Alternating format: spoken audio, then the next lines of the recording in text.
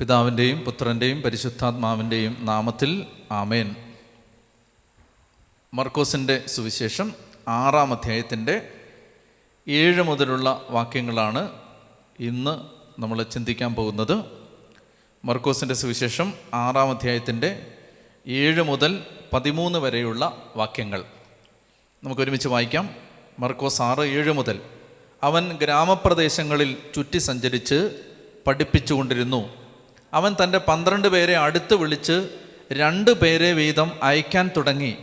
അശുദ്ധാത്മാക്കളുടെ മേൽ അവർക്ക് അധികാരവും കൊടുത്തു.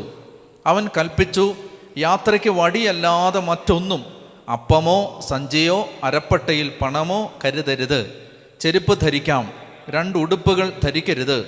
അവൻ തുടർന്നു, നിങ്ങൾ ഏതെങ്കിലും സ്ഥലത്ത് ഒരു വീട്ടിൽ പ്രവേശിച്ചാൽ അവിടം വിട്ടുപോകുന്നതുവരെ ആ വീട്ടിൽ താമസിക്കുവിൻ. എവിടെയെങ്കിലും ജനങ്ങൾ നിങ്ങളെ സ്വീകരിക്കാതിരിക്കുകയോ നിങ്ങളുടെ വാക്കുകൾ ശ്രവിക്കാതിരിക്കുകയോ ചെയ്താൽ അവിടെ നിന്ന് പുറപ്പെടുമ്പോൾ അവർക്ക് സാക്ഷ്യത്തിനായി നിങ്ങളുടെ കാലിലെ പൊടി തട്ടിക്കളയുവിൻ.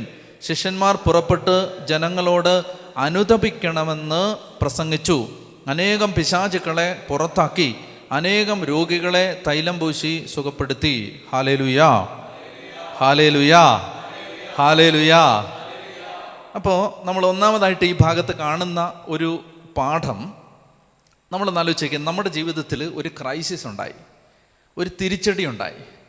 നമ്മളെ ആളുകൾ കുറ്റം പറഞ്ഞു, മനുഷ്യർ നമ്മളെ വാല്യൂ ചെയ്യാതിരുന്നു. ഈശോ നസറത്തിൽ അനുഭവിച്ചതുപോലെ ഒരു റിജക്ഷൻ ഉണ്ടായി. ഓട്ടോമാറ്റിക്കലി നമ്മുടെ അടുത്ത സ്റ്റെപ്പ് എന്താണ്? വിത്ഡ്രോവലാണ്. നമ്മൾ അകത്തേക്ക് വലിയും, അല്ലേ? ഇനിയിപ്പോൾ ഞാനൊന്നും ചെയ്യുന്നില്ല, എന്ത് ചെയ്താലും ഇതാണ് പ്രതിഫലം. നമ്മൾ എന്നാ ചെയ്തിട്ട് എന്നാ കഷ്ടപ്പെട്ടാലും കാര്യമില്ല, നമ്മളെ എല്ലാവരും കുറ്റപ്പെടുത്തുകയാണ്. Automatically rejection is always normally followed by withdrawal. തിരസ്കാരം ഉണ്ടായാൽ നമ്മൾ പിൻവലിയലാണ് സാധാരണ. പക്ഷേ നിങ്ങൾ നല്ല ചോദിക്കേ, കർത്താവ് വിശ്വസിക്കുക, ഈ നസറത്തിൽ ആളുകൾ തിരസ്കരിച്ചു. ഇനിയിപ്പോൾ ഇമാരോടൊന്ന് പറഞ്ഞിട്ട് കാര്യമില്ലെന്ന് പറഞ്ഞിട്ട് എന്നാൽ വിജന സ്ഥലത്തേക്ക് പിൻവാങ്ങി. അല്ല, കർത്താവ് എന്താ അറിയോ, അടുത്തൊരു സ്ട്രാറ്റജിക് മൂവ്മെൻറ്റ് അപ്ലൈ ചെയ്യുകയാണ്. ഇതാണ് നമ്മൾ ഇവിടുന്ന് പഠിക്കേണ്ട ഒരു ലെസൺ. അതായത് നമുക്ക് പറയാൻ ഒരു കാര്യമുണ്ടെങ്കിൽ, നമുക്ക് ചെയ്യാൻ ഒരു ദൗത്യമുണ്ടെങ്കിൽ, നമുക്ക് പൂർത്തിയാക്കാൻ ഒരു നിയോഗം ഉണ്ടെങ്കിൽ, അത് സാഹചര്യങ്ങൾ എന്തായാലും നമ്മൾ പൂർത്തിയാക്കണം, പൂർത്തിയാക്കിയിരിക്കണം, പൂർത്തിയാക്കും. നമുക്കൊരു ലെസണാണ്. നമ്മൾ ഹ്യൂമൻലി സ്പീക്കിംഗ്, നമുക്കിപ്പോൾ ആരെങ്കിലും നമ്മളെ ഒന്ന് റിജക്റ്റ് ചെയ്തിട്ട്, ഇപ്പോൾ നമ്മൾ പള്ളിയിൽ ഒരു കാര്യം ചെയ്യുന്നു, അപ്പോൾ മനുഷ്യർ നമ്മളെ കുറ്റം പറയുന്നു. ഉടനെ വികാരിച്ചൻ്റെ അടുത്ത സ്റ്റേറ്റ്മെൻറ്റ് എന്തായിരിക്കും? ഇനി ഇവിടെ ഒരു കാര്യവും ഞാൻ ചെയ്യുമെന്ന് നിങ്ങൾ വിചാരിക്കണ്ട, നിങ്ങൾക്ക് ഇതിൻ്റെ വില മനസ്സിലായിട്ടില്ല. ഇതാണ്. പക്ഷേ കർത്താവ് എന്താ ചെയ്യുന്നത്? കർത്താവിനെ സംബന്ധിച്ചിടത്തോളം ഇവർ സ്വീകരിച്ചില്ലെങ്കിൽ, മനുഷ്യർ സ്വീകരിക്കാൻ തയ്യാറല്ലെങ്കിൽ, സ്വീകരിക്കാൻ പറ്റുന്ന പരിശുദ്ധാത്മാവിൻ്റെ പ്രേരണയിൽ സ്വീകരിക്കാൻ പറ്റുന്ന കാര്യങ്ങൾ കർത്താവ് അപ്ലൈ ചെയ്യും. റിജക്ഷനിൽ നിന്ന് കർത്താവ് അടുത്ത കാര്യം എന്താ ചെയ്യുന്നറിയോ? കർത്താവിന് മനസ്സിലായി ജനങ്ങൾ ഒരുങ്ങിയിട്ടില്ല, ജനങ്ങൾ വേണ്ടത്ര പ്രിപ്പയർഡ് അല്ല, പെട്ടെന്ന് ഈ സുവിശേഷം സ്വീകരിക്കാൻ അവർ തയ്യാറല്ല. അതുകൊണ്ട് കർത്താവ് എന്ത് ചെയ്യുന്നു? കർത്താവ് ഉടനെ ചെയ്യുന്നത് ഈ 2 പേരായിട്ട് അപ്പസ്തോലന്മാരെ ഓരോ സ്ഥലത്തേക്ക് അയച്ചിട്ട് കർത്താവ് ചെല്ലുന്നതിന് മുമ്പായി ജനത്തെ പ്രിപ്പയർ ചെയ്തു. ഇതാണ് നമ്മൾ ഇവിടുന്ന് പഠിക്കേണ്ട ലെസൺ. ഇപ്പോൾ അച്ഛൻ പറയുന്നത് ഇടവക്കാർ കേൾക്കുന്നില്ലെങ്കിൽ എന്ത് ചെയ്യണം? ജനം ഒരുങ്ങിയിട്ടില്ലെന്ന അർത്ഥം. ജനത്തെ ഒരുക്കണം. അച്ഛൻ വിഡ്രോ ചെയ്യുകയല്ല ചെയ്യേണ്ടത്. അച്ഛൻ ആ ജനത്തെ സുവിശേഷം സ്വീകരിക്കാൻ ഒരുക്കിയിട്ട് സുവിശേഷം വീണ്ടും വിതയ്ക്കണം. ഇതാണ് ഇവിടുന്ന് കിട്ടുന്ന ലെസൺ. അപ്പോൾ കർത്താവ് എന്ത് ചെയ്തു? കർത്താവിനെ അവർ റിജക്റ്റ് ചെയ്തു. കർത്താവ് എന്നാൽ ഇനിയിപ്പോൾ നമുക്ക് തൽക്കാലത്തേക്ക് കുറച്ച് നാൾ ഈ പഞ്ചായത്തിലേക്ക് വരണ്ടെന്ന് പറയാതെ കർത്താവ് പെട്ടെന്ന് അപ്പോസ്തലന്മാരെ അവൻ ഗ്രാമപ്രദേശങ്ങളിൽ ചുറ്റി സഞ്ചരിച്ച് പഠിപ്പിച്ചുകൊണ്ടിരുന്നു. അപ്പോൾ അടുത്ത സ്ഥലങ്ങളിലേക്കെല്ലാം പോയി പഠിപ്പിച്ചിട്ട് അവൻ 12 പേരെ അടുത്ത് വിളിച്ച് 2 പേരെ വീതം അയക്കാൻ തുടങ്ങി. അപ്പോൾ ഈ മിനിസ്ട്രി തുടങ്ങുകയാണ്. 2 പേരെ വീതം. അപ്പം ഞാൻ ആദ്യം പറയാമെന്ന ആശയം കൺക്ലൂഡ് ചെയ്യാം എന്ന് വെച്ചാൽ, ഇപ്പം നമുക്ക് എന്ത് ക്രൈസിസ് ഉണ്ടായാലും പ്രാർത്ഥിക്കണം. പ്രാർത്ഥിച്ചിട്ട് കർത്താവെ ഒരു പുതിയ ഡയറക്ഷനിൽ ഇതെങ്ങനെ പ്രസൻറ്റ് ചെയ്യാമെന്ന് ചിന്തിക്കണം. ഇപ്പം നമ്മൾ ആലോചിച്ച് നോക്കൂ, ഈ സെയിൽസ്മെൻ വരില്ലേ, സെയിൽസ് എക്സിക്യൂട്ടീവ്സ്, അവരെങ്ങനെയെങ്കിലും നമ്മളെ കൊണ്ട് ഈ സാധനം വാങ്ങിപ്പിക്കും. നമ്മൾ വേണ്ടാന്ന് പറഞ്ഞാലും നമുക്ക് കഥ കടച്ചാലും അവർ കഥ കൊട്ടിക്കൊണ്ട് നിന്ന് എങ്ങനെയെങ്കിലും നമ്മളെ കൊണ്ട്. കാരണം എന്താണ്? അവനിത് വിറ്റാലേ അവന് സർവൈവ് ചെയ്യാൻ പറ്റൂ. നമ്മളൊന്ന് ആലോചിച്ച് നോക്കി, നമ്മുടെ ഉള്ളിൽ സുവിശേഷം അങ്ങനെ കൊടുക്കണം എന്നൊരു തീക്ഷ്ണതയുണ്ടോ? ഇവൻ സ്വീകരിച്ചില്ലെങ്കിൽ ഇവനെ സ്വീകരിക്കാൻ പറ്റുന്ന വിധത്തിൽ ഒരുക്കിയിട്ട് കൊടുക്കണം. അപ്പം അതാണ് ആ സീൽ. അപ്പോൾ കർത്താവ് അങ്ങനെ അപ്പസ്തോലന്മാരെ 2 പേരെ വീതം അയക്കുകയാണ്. എന്തിനാണ് ഈ 2 പേരെ വീതം അയക്കുന്നത്? ഒറ്റയ്ക്കൊറ്റയ്ക്ക് 12 പേരെ വിട്ടാൽ 12 ടീമാവില്ലേ? ഇതിപ്പോൾ 6 ടീമല്ലേ ഉള്ളൂ. എന്തുകൊണ്ടായിരിക്കും? പല കാരണങ്ങളുണ്ട്. ഒന്നാമത്തെ കാരണം, ഒരു അപ്പസ്തോലൻ ഒറ്റയ്ക്കാവുമ്പോൾ അദ്ദേഹം ഡിസ്കറേജ്മെൻറ്റ്, ടെംപ്റ്റേഷൻ, അതുപോലെ തന്നെ അപകടങ്ങൾ, ഇതിനൊക്കെ വിധേയമാവാം ഒറ്റയ്ക്കാണെങ്കിൽ. നമ്മൾ ശ്രദ്ധിക്കേണ്ടതാണ്, ഒറ്റയ്ക്കാവേണ്ടത് എവിടാ? കർത്താവിൻ്റെ അടുത്ത്. See, you have to be alone in prayer and you have to be in a team in ministry. എപ്പോഴും അത് ശ്രദ്ധിക്കേണ്ട ഒരു കാര്യമാണ്. മിനിസ്ട്രി ചെയ്യുന്നത് ഒരു ടീമാണ്, പ്രാർത്ഥിക്കുന്നത് നമ്മൾ തന്നെയാണ്. പ്രാർത്ഥിക്കുന്നില്ല, ദൈവഹിതം പ്രാർത്ഥിക്കുന്നത് ഞാൻ പറയുമ്പോൾ ഒരുമിച്ച് പ്രാർത്ഥിക്കേണ്ടെന്നല്ല, മറിച്ച് ഏത് ഡയറക്ഷനിൽ മുന്നോട്ട് പോകണം ആ ഡയറക്ഷൻ നമ്മൾ ഒറ്റയ്ക്കിരുന്ന് പ്രാർത്ഥിക്കുമ്പോഴാണ് കിട്ടുന്നത്. പക്ഷെ വർക്ക് ചെയ്യുന്നത് എപ്പോഴും ഒരു ടീമിലായിരിക്കണം. ഫെലോഷിപ്പ്, പൗലോസ്ലീഹയുടെയൊക്കെ ടീമിൽ ഒരു 20 പേര് മിനിമം ഉണ്ടായിരുന്നു. മിനിമം. പൗലോസ്ലീഹ സുവിശേഷ വേലയ്ക്ക് പോകുമ്പോൾ ഒറ്റയാൾ പട്ടാളമായിട്ട് വളരരുത്, ഭയങ്കര അപകടമാണത്. കർത്താവ് ആരെ അഭിഷേകം ചെയ്താലും ആദ്യം കൊടുക്കുന്നതെന്നറിയാം, ഒരു ടീമിനെ കൊടുക്കും. അതിൻ്റെ ഏറ്റവും നല്ല എക്സാമ്പിളാണ് സാവൂൾ. സാവൂളിനെ അഭിഷേകം ചെയ്ത് കഴിയുമ്പോൾ പറയുകയാണ്, നീ നേരെ അങ്ങോട്ട് ചെല്ലുമ്പോൾ സെൽസാഹിൽ റാഹേലിൻ്റെ ശവകുടീരത്തിനടുത്ത് 2 പേരെ 3 പേരെ കാണും. എന്നിട്ട് അവർ നിനക്ക് ഭക്ഷണമൊക്കെ തരും, അത് വാങ്ങിച്ചുകൊള്ളുക. അത് കഴിഞ്ഞിട്ട് നീ അവിടെ ചെല്ലുമ്പോൾ ദൈവത്തിൻ്റെ മലയിലെത്തും. അവിടെ നിന്ന് ഇറങ്ങി വരുന്ന ഒരു പ്രവാചക ഗണത്തെ നീ കണ്ടുമുട്ടും. അവരോടുകൂടെ ചേരുക, നീയും അവരോടൊത്ത് പ്രവചിക്കാൻ തുടങ്ങും. കർത്താവിൻ്റെ ആത്മാവ് നിൻ്റെ മേൽ വരും. കണ്ടോ, ഒരു ടീം കൊടുക്കുകയാണ് പെട്ടെന്ന്. എപ്പോൾ പരിശുദ്ധാത്മാവിൻ്റെ ഒരു അനോയിൻറ്റിങ് ഇറങ്ങി വന്നാലും ഒരൊറ്റയാൾ മിനിസ്ട്രി അല്ല ദൈവം ആഗ്രഹിക്കുന്നത്, ഒരു ടീമാണ്. അതെപ്പോഴും ഓർത്തോണം, ടീമാണ്. അത് ടീം വർക്കിൽ ഇത് നടക്കൂ. ഒരുപാട് കാര്യങ്ങളുണ്ട് അതിന്, നമുക്ക് നമ്മുടെ വിഷയം അല്ലാത്തതുകൊണ്ട് ഞാൻ അതിലേക്ക് പോകുന്നില്ല. നമ്മൾ ഒറ്റയ്ക്കാവുമ്പോൾ ഒത്തിരി പ്രശ്നമുണ്ട്. ഈ ഒറ്റയ്ക്ക് കയറി ഇറങ്ങുന്നവരെ സൂക്ഷിക്കണം. ഞാനത് ജീവിതത്തിലെ അനുഭവത്തിൽ നിന്ന് പറയുകയാണ്. ഈ ഒറ്റയ്ക്കൊക്കെ വീടുകൾ കയറി ഇറങ്ങാൻ വരുന്നവരെ സൂക്ഷിക്കണം. അതായത് അതവിടെ ദൈവരാജ്യ ശുശ്രൂഷയുടെ എന്തൊക്കെയോ ഡയമെൻഷൻസ് മിസ്സിങ് ആണ്. U need a team. അത് ദൈവം തരും. അത് ദൈവത്തിൻ്റെ ഒരു വിശ്വസ്തതയാണത്. നമുക്ക് പറ്റിയ ആളുകളെ ദൈവം തരും. അപ്പോൾ ഇവിടെ ഈശോ ഇതെല്ലാം ഫോർമേഷൻ കൂടെ ആണല്ലോ. 2 പേരെ വീതം അയച്ചു. മാത്രമല്ല, ഇതിനകത്ത് വേറൊരു സാധനമുണ്ട്. ഈ കർത്താവ് പഠിപ്പിച്ച സുവിശേഷത്തിൻ്റെ ജീവിത ശൈലി പരിശീലിക്കണമെങ്കിൽ 2 പേര് വേണം. ഇപ്പം ഞാൻ ഒറ്റയ്ക്ക് പോയാൽ എനിക്ക് ആരോടും ചോദിക്കണ്ടല്ലോ, ആരെയും കൺസൾട്ട് ചെയ്യണ്ടല്ലോ, ആരുടെ അഭിപ്രായം ചോദിക്കണ്ടല്ലോ, ആരുടെ ഇഷ്ടം നോക്കണ്ടല്ലോ, ആരുടെ സൗകര്യം നോക്കണ്ടല്ലോ. I am all alone free, like a free bird. പക്ഷേ എൻ്റെ കൂടെ ഒരാളൂടെ ഉണ്ടെങ്കിലോ, എപ്പോഴും എൻ്റെ ഫ്രീഡം ലിമിറ്റഡ് ആണ്. എനിക്ക് അയാളോട് ചിലപ്പോൾ കൺസൾട്ട് ചെയ്യേണ്ടി വരും, അയാളുടെ ഇഷ്ടം നോക്കേണ്ടി വരും, അയാളുടെ സൗകര്യം നോക്കേണ്ടി വരും, ഇല്ലേ? അപ്പം അങ്ങനെ വരുമ്പോൾ കർത്താവ് പഠിപ്പിച്ച ഈ ക്രിസ്ത്യൻ ഫെലോഷിപ്പ് പ്രാക്ടീസ് ചെയ്യാൻ ഒരു ടീം വേണം. അല്ലെങ്കിൽ നമുക്കിതിങ്ങനെ പറയാൻ എളുപ്പമുണ്ട്. പക്ഷെ നമ്മളൊരു സമൂഹത്തിൽ, ഒരു കൂട്ടായ്മയിൽ ജീവിക്കുമ്പോഴാണ് നമുക്കത് ശരിക്കും ഈ കർത്താവ് ഈശോ നമ്മളെ പഠിപ്പിച്ചു തന്ന വചനം നമുക്ക് ജീവിക്കാൻ പറ്റുന്നത്. അപ്പോൾ അതാണ് ഈ 2 പേരെ വീതം അയച്ചതിൻ്റെ ഒരു സാങ്കത്യം. So you have to be alone in prayer and in ministry you need a team. ഒറ്റയ്ക്കാവുമ്പോൾ ഒത്തിരി പ്രശ്നങ്ങൾ വരും. പ്രത്യേകിച്ച് ദൈവരാജ്യ ശുശ്രൂഷ ഒറ്റയ്ക്ക് ചെയ്യാൻ പറ്റില്ല. കാരണം അതൊരു യുദ്ധമാണ്. ഒറ്റയ്ക്ക് യുദ്ധം ചെയ്താൽ നമ്മൾ പെട്ടെന്ന് മടുത്തു പോകും. അപ്പോൾ എന്തെങ്കിലും ഒരു മിനിസ്ട്രി നമ്മൾ ചെയ്യാൻ ആഗ്രഹിക്കുന്നുണ്ടെങ്കിൽ എന്ത് ചെയ്യണം? എപ്പോഴും ഒരു ടീം വേണം. മധ്യസ്ഥ പ്രാർത്ഥനയ്ക്ക്, ദൈവത്തിൻ്റെ സന്നിധിയിൽ ഇരിക്കാൻ, ദൈവകഥ അറിയാൻ, പ്രാർത്ഥിക്കാൻ, ശക്തിപ്പെടുത്താൻ നമുക്കൊരു ടീം ആവശ്യമുണ്ട്. അതാണ് അടുത്ത കാര്യം. ഇനി അവൻ 12 പേരെ അടുത്ത് വിളിച്ച് 2 പേരെ വീതം അയക്കാൻ തുടങ്ങി. അശുദ്ധാത്മാക്കളുടെ മേൽ അവർക്ക് അധികാരവും കൊടുത്തു. വിടുന്ന ഉടനെ പിശാചിൻ്റെ മേൽ അധികാരം കൊടുത്താണ് വിടുന്നത്. എന്തുകൊണ്ടത്? പിശാചിൻ്റെ ടെറിട്ടറിയിലോട്ട് കയറാൻ പോവാണ്. അങ്ങനെ കയറുമ്പോൾ ആദ്യം ഞാൻ നേരത്തെ ഇത് പറഞ്ഞിരുന്നു, ദൈവരാജ്യ ശുശ്രൂഷയിലെ ആദ്യത്തെ ശുശ്രൂഷ ബൈൻഡിങ് ദ സ്ട്രോങ് മാൻ, ശക്തനായവനെ ബന്ധിക്കുന്നതാണ് കർത്താവിൻ്റെ ശുശ്രൂഷ ആദ്യത്തെ. ഇപ്പോൾ സിസ്റ്റേഴ്സ് ഒരു സ്ഥലത്ത് ഒരു കോൺവെൻറ്റ് വെച്ച് താമസിക്കുകയാണെങ്കിൽ പോലും അവിടെ ചെന്നൊരു കെട്ടിടം പണിയുമ്പോൾ ആദ്യം ചെയ്യേണ്ടത് എന്താണ്? ആ ദേശത്തിൻ്റെ അരൂപിയെ ബന്ധിക്കണം. അതെങ്ങനെ? അതിനുവേണ്ടി മധ്യസ്ഥം പ്രാർത്ഥിക്കണം. ഒരു ദേശം നമുക്ക് കീഴടങ്ങും എപ്പോഴെന്നറിയാം? ദേശത്തിൻ്റെ അധിപൻ കീഴടങ്ങിയാൽ. ആ ദേശത്തെ ഭരിക്കുന്ന പൈശാചിക ശക്തി കീഴടങ്ങിയാലേ ഒരു നാട് നമുക്ക് കീഴടങ്ങും. അപ്പോൾ ഒരു സുവിശേഷ വേലയിലെ ഏറ്റവും പ്രധാനപ്പെട്ട ഒരു ദൗത്യമാണ് ഈ ദേശത്തുള്ള പൈശാചിക ശക്തികളെ ബന്ധിക്കുന്നത്. അതിങ്ങനെ നമ്മൾ ബന്ധിക്കുന്നു എന്ന് പറഞ്ഞാലൊന്നും ചിലപ്പോൾ ബന്ധിക്കപ്പെടില്ല. അതിനാണ് ശക്തമായ മധ്യസ്ഥ പ്രാർത്ഥന വേണ്ടത്, ആരാധന വേണ്ടത്. ഞാൻ ഒരു രഹസ്യം കൂടെ പറഞ്ഞുതരാം. അതായത് നമ്മൾ ഒരു സ്ഥലത്ത് വന്നിട്ട് ആരാധന തുടങ്ങിയാൽ ആ ദേശം മുഴുവൻ നമ്മൾ എന്തിനെ ആരാധിക്കുന്നോ അതിൻ്റെ സ്വാധീനത്തിലാവും. ഇപ്പം നമ്മളിവിടെ ഈശോയെ ആരാധിച്ചുകൊണ്ടിരിക്കുമ്പോൾ 24 hours ഈശോയെ ആരാധിച്ചുകൊണ്ടിരിക്കുമ്പോൾ നമ്മളിപ്പോൾ അടുത്തുള്ള വീടുകളിൽ പോയി ആരെയും വിളിക്കാനൊന്നും പോകണില്ലല്ലോ, അവർ തന്നെ വരും.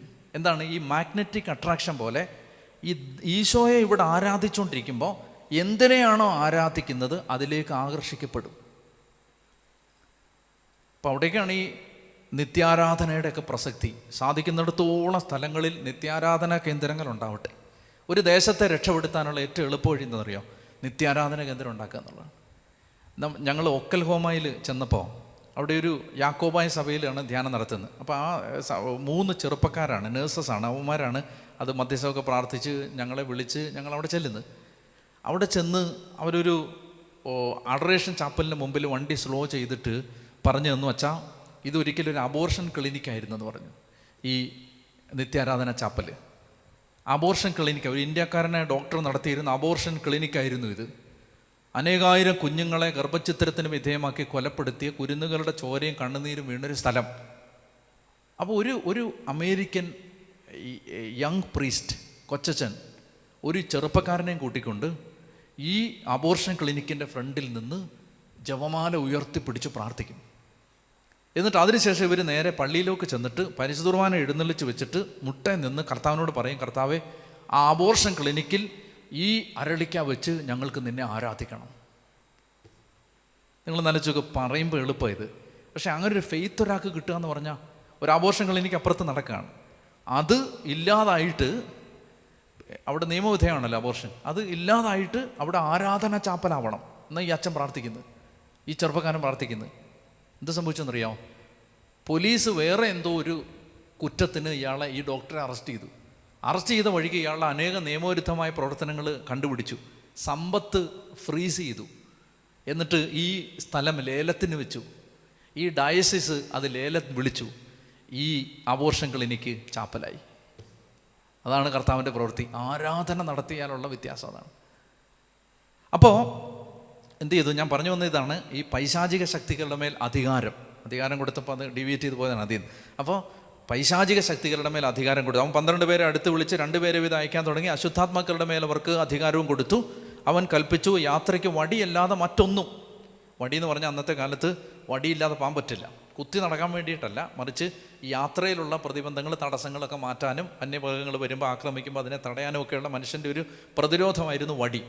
അപ്പോൾ അവൻ പറഞ്ഞു, വടിയെടുക്കാം, വേറൊന്നും എടുക്കരുത്, അപ്പമോ സഞ്ചിയോ അരപ്പട്ടിയിൽ പണമോ കരുതരുത്, ചെരുപ്പ് ധരിക്കാം, 2 ഉടുപ്പ് ധരിക്കരുത്. ഇത് സുവിശേഷ വേലയ്ക്ക് പോകുന്ന എല്ലാവർക്കും ഉള്ള മാൻഡേറ്റ് അല്ല കേട്ടോ. കാരണം വേറൊരിടത്ത് ഇനി നമ്മൾ ലൂക്കായിലേക്കൊക്കെ വരുമ്പോൾ കർത്താവ് തന്നെ പറയുന്നുണ്ട്, പണ്ട് ഞാൻ നിങ്ങളോട് പറഞ്ഞല്ലോ, നിങ്ങൾ ചെരുപ്പെടുക്കരുത്, ഉടുപ്പെടുക്കരുത്, അപ്പം എടുക്കരുത് എന്ന് പറഞ്ഞിട്ട് കർത്താവ് തന്നെ ഇത് ചേഞ്ച് ചെയ്യുന്നുണ്ട്. നമുക്കതിലേക്ക് പിന്നെ വരാം. അപ്പോൾ ഇത് ആദ്യത്തെ സ്റ്റേജിൽ കർത്താവ് കൊടുക്കുന്ന ഒരു ഫോർമേഷനാണിത്. അതുകൊണ്ട് നാളെ മുതൽ സുവിശേഷ വേലയ്ക്ക് പോകുന്നവരാരും രണ്ടാമതൊരു ഉടുപ്പ് എടുക്കരുത്, ചെരുപ്പ് എടുക്കരുത്, പേഴ്സ് എടുക്കരുത് എന്നതിന് അർത്ഥമില്ല. മറിച്ച് ഇത് ഈശോ തന്നെ പിന്നീട് ചേഞ്ച് ചെയ്യുന്നുണ്ട്. ഇത് ആദ്യത്തെ സ്റ്റേജ് ഓഫ് ഫോർമേഷനാണ്. അതെന്തിനു വേണ്ടിയിട്ടായിരിക്കും? ഒന്നും എടുക്കരുതെന്ന് പറയുന്നത്. അതായത് കർത്താവിനൊരു കാര്യം പഠിപ്പിക്കാനുണ്ട്. എന്ത്? സുവിശേഷ വേല ചെയ്യുന്നവനെ ദൈവം പ്രൊവൈഡ് ചെയ്ത് സംരക്ഷിക്കുമെന്ന് ഇവർക്ക് ഫോർമേഷൻ കിട്ടാനാണ് പറയുന്നത്. ഒരു സാധനം എടുക്കാതെ പൊക്കോളാൻ പറയും. വേണ്ടത് ഘട്ടം ഘട്ടമായി സമയാസമയത്ത് കിട്ടുന്നത് നിങ്ങൾ പഠിക്കാൻ വേണ്ടിയിട്ടാണ്. അപ്പോൾ അതുകൊണ്ട് ഇതൊരു പരിശീലനത്തിൻ്റെ ഭാഗമായിട്ടാണ് ഇങ്ങനെ വിടുന്നത്. അപ്പോൾ അവരോട് പറയുകയാണ്, പേഴ്സൊന്നും എടുക്കരുത്, ചെരുപ്പിടാം, 2 ഉടുപ്പ് ധരിക്കരുത്. ഇനി ഏതെങ്കിലും ഒരു വീട്ടിൽ പ്രവേശിച്ചാൽ അവിടെ വിട്ടുപോകുന്നത് വരെ ആ വീട്ടിൽ താമസിക്കും. അതെന്തിനാണ്? ഈ വീട് വിട്ട് കറങ്ങി നടക്കരുതെന്ന് പറയുന്നത് എന്തിനെന്നറിയോ? ഒന്നാമത്തെ കാര്യം, നമുക്ക് കിട്ടുന്ന അക്കോമഡേഷനിൽ തൃപ്തരാവണം. അതാണ് ഒന്നാമത്തെ കാര്യം. ഈ 2 ദിവസം കഴിയുമ്പോൾ അയലോക്കത്തെ ചേട്ടൻ പറഞ്ഞിട്ട് കുറച്ചുകൂടെ നല്ലൊരു റൂം അവിടെ ഉണ്ടെന്ന് പറയുമ്പോൾ അങ്ങോട്ട് ചാടരുത്, ഇവിടെ നിൽക്കണം. ഈ കിട്ടുന്ന സ്ഥലത്ത് തൃപ്തരാവണം. അതുകൊണ്ടാണ് വീട് തോറും ചുറ്റി നടക്കരുതെന്ന് പറയാനുള്ള ഒരു കാരണം. രണ്ടാമത്തെ കാര്യം, ഈ യഹൂദന്മാർക്ക് വലിയ സന്തോഷമായിരുന്നു ആളുകളെ വിളിച്ച് ഭക്ഷണം കൊടുക്കുന്നത്. പ്രത്യേകിച്ച് ഒരു നാട്ടിൽ അതിഥികളായിട്ട് ആരെങ്കിലും എത്തിയിട്ടുണ്ടെങ്കിൽ എല്ലാവരെയും വിളിച്ച് ഭക്ഷണം കൊടുത്തിട്ട് അതിൻ്റെ ഗമ പറയുന്നത് ഈ യഹൂദന്മാർക്ക് വലിയ സന്തോഷം. കർത്താവ് പറയണ അങ്ങനെയുള്ള ഈ മനുഷ്യരുടെ പൊങ്ങച്ചത്തിന് നിന്ന് കൊടുക്കരുത്. അതാണ് ഇതിൻ്റെ വേറൊരർത്ഥം. നിങ്ങൾ ആ വീട്ടിൽ തന്നെ താമസിക്കണം എന്നതിൻ്റെ അർത്ഥം. മൂന്നാമത്തെ കാര്യം, ഡിസ്ട്രാക്ഷൻ വരാൻ പാടില്ല.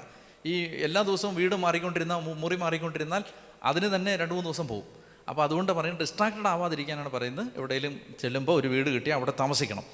എവിടെങ്കിലും ജനങ്ങൾ നിങ്ങളെ സ്വീകരിക്കാതിരിക്കുകയോ നിങ്ങളുടെ വാക്കുകൾ ശ്രവിക്കാതിരിക്കുകയോ ചെയ്താൽ അവിടെ നിന്ന് പുറപ്പെടുമ്പോൾ അവരുടെ സാക്ഷ്യത്തിനായി കാലിലെ പൊടി തട്ടിക്കളയും. ഈ ഷെയ്ക്കിംഗ് ഓഫ് ദ ഡസ്റ്റ് ഒരു പ്രാക്ടീസായിരുന്നു. പൊടി തട്ടിക്കളയുന്നത് യഹൂദൻ്റെ ഒരു പ്രാക്ടീസായിരുന്നു. ഇവിടെ നിന്നറിയാം, ഇപ്പോൾ സമരിയായിലൂടെ ഒരാൾ യാത്ര ചെയ്താൽ സമരിയായുടെ ബോർഡർ കടന്ന് ഇസ്രായേലിലെ ലാൻഡിലേക്ക് കയറുമ്പോൾ സമരിയായിലെ പൊടി ചെരുപ്പി പറ്റാതിരിക്കാൻ വേണ്ടി ചെരുപ്പെടുത്തിട്ട് അതിനകത്തെ പൊടി തട്ടിക്കളയും. അതെന്താണ്? ഞങ്ങൾ വിജാതീയരുടെ എല്ലാ ആചാരങ്ങളുമായി we are cutting off our selves, ഞങ്ങൾ അവരുമായിട്ട് വേർപാട് പ്രഖ്യാപിച്ചിരിക്കുന്നു, ഞങ്ങൾ നിങ്ങളുമായിട്ട് സമ്പർക്കമില്ല എന്ന് പറയുന്നതിൻ്റെ അടയാളമായിട്ടാണ് വിജാതീയരുടെ ദേശത്തൂടെ നടന്നു വന്നു കഴിയുമ്പോൾ കാലിൽ ഈ ചെരുപ്പിലെ പൊടി തട്ടിക്കളയുമായിരുന്നു. അപ്പോൾ കർത്താവ് പൊടി തട്ടിക്കളയാൻ പറയുന്നതിൻ്റെ കാരണം, നിങ്ങളെ സ്വീകരിക്കാതിരിക്കുന്നവരുമായി നിങ്ങൾക്ക് ഒരു ബന്ധമില്ല, ഒരു ബന്ധവും വേണ്ട എന്നർത്ഥത്തിലാണ് പൊടി തട്ടിക്കളയാൻ പറയുന്നത്. ശിഷ്യന്മാർ പുറപ്പെട്ട് ജനങ്ങളോട് അനുതപിക്കണമെന്ന് പ്രസംഗിച്ചു. കണ്ടോ, എവിടെ ചെന്നാലും സുവിശേഷത്തിൻ്റെ ആദ്യത്തെ പ്രഘോഷണം അനുതാപത്തെക്കുറിച്ചാണ്. അനുതപിക്കണം, അനുതപിച്ച് സുവിശേഷത്തിൽ വിശ്വസിക്കണം. അനേകം പിശാചുകളെ പുറത്താക്കി അനേകം രോഗികളെ തൈലം പൂശി സുഖപ്പെടുത്തി. രോഗീലേപനം എന്ന കൂദാശയുടെ ബേസിക് ടെക്സ്റ്റുകളിൽ ഒന്നാണിത്. തൈലം പൂശി സുഖപ്പെടുത്തി. ഒരു ഒറ്റ കാര്യം കൂടെ, പ്രധാനപ്പെട്ട കാര്യമാണ് ഇവിടെ നമ്മൾ ശ്രദ്ധിക്കാനുണ്ട്. ഇപ്പോൾ കത്തോലിക്ക സഭയോ അല്ലെങ്കിൽ അപ്പസ്തോലിക സഭകളുടെ കൂദാശകളെ വിമർശിക്കുന്ന ആളുകൾ പറയുന്ന എന്താണ്? നിങ്ങളിങ്ങനെ ഒരു എണ്ണ പുരട്ടിയാൽ ഉടനെ പരിശുദ്ധാത്മാവ് വരുമോ? അതല്ലേ ചോദ്യം. മൂറോൻ അഭിഷേകം, നിങ്ങളിങ്ങനെ നെറ്റിയിൽ മൂറോൻ കൊണ്ട് 3 തവണ കുരിശ് വരച്ചാൽ പരിശുദ്ധാത്മാവ് വരുമോ? അല്ലെങ്കിൽ നിങ്ങൾ ഒരു കപ്പ് വെള്ളം എടുത്ത് തലയിൽ കൂടെ ഒഴിച്ചാൽ ഉടനെ ഇവൻ പുതിയ സൃഷ്ടിയാവൂ?